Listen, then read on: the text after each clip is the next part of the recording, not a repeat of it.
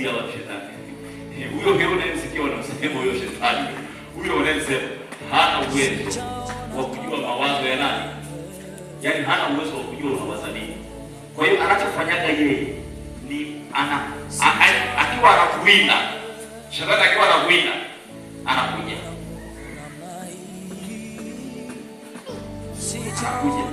Anatafuta mahali ulipo. Taratibu sana. Anakaa hapo. Anasikiliza mipango. Anasikiliza nini? Mipango. Akishasikia unamwambia baba chao. Hapa nimekaa kama shetani. Sije kushinda. Hapa nimekaa kama shetani. Akija hapa anasikiliza. Anakusikia kwa kinywa chako. Usipotamka kwa kinywa hamna anachojua.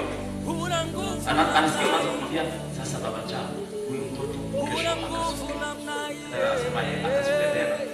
Kuna maji wewe ndio yaweza kwenye chupa ya chai na mkuza huyu mtoto. Kesho haendi kusuka. Kesho mnaenda Makole. Akishasikia kusuka, anakuchukua wewe au anakuchukua mtoto anapeleka kwenye ile chupa ya maji. Tunaona sawa sawa? Anabadilisha badala ya kwenda kusuka au kunyoa, mnakwenda wapi? Makole. Wakati anamwambia sasa ile hela nafikiri ule pazia.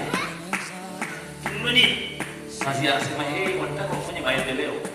Na mimi si nimeshakataa kufanya maendeleo. Anasikiliza. Sasa kumbuka hasikilizi tu nyumbani kwako. Hata ukiwa hapa kwenye vipindi anakuja kusikiliza. Unasema mchungaji unasema gani kanisa lina upako?